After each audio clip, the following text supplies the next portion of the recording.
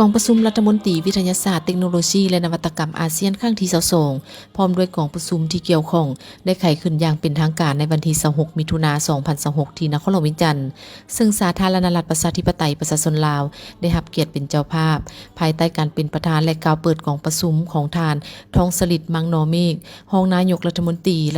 กระทรวงศึกษาธิการและกีฬาแห่งสาธารณรัฐประชาธิปไตยประชาชนลาวเข้าร่วมในพิธีมีทานยศนันท์วงศ์สวัสดิ์รองนายกรัฐมนตรีกระทรวงศึกษาชั้นสูงวิทยาศาสตร์วิจัยและนวัตกรรมแห่งราชอาณาจักรไทยทานกาวกิมฮุนเลขาธิการใหญ่อาเซียนมีบรรดารัฐมนตรีรองรัฐมนตรีและคณะผู้แทนจากประเทศสมาชิกอาเซียนเข้าร่วมอย่างพร้อมเพรียง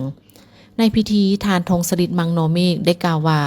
กองประชุมรัฐมนตรีอาเซียนด้านวิทยาศาสตร์เทคโนโลยีและนวัตกรรมครั้งที่22ที่สาธารณรัฐประชาธิปไตยประชาชนลาวเป็นเจ้าภาพในครั้งนี้จัดขึ้นภายใต้หัวข้อ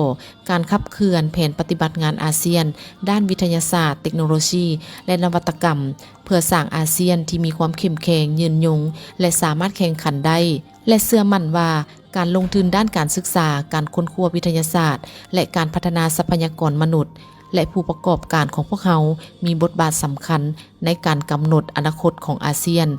ความร่วมมือในระดับภาคพื้นการแลกเปลี่ยนองค์ความรู้และความเป็นหุ้นส่วนระหว่างภาคส่วนต่างๆที่เกี่ยวข้องกับการพัฒนาเศรษฐกิจจะเป็นกุญแจสำคัญสู่ความสำเร็จร่วมกันของพวกเขาและเชื่อมั่นว่าการปรึกษาหารือและผลได้รับจากกองประชุมในครั้งนี้จะช่วยยกระดับความร่วมมือของอาเซียนให้สูงขึ้นและประกอบส่วนสำคัญต่อการดำเนินงานแผนปฏิบัติงานอาเซียนด้านวิทยาศาสตร์เทคโนโลยีและนวัตกรรม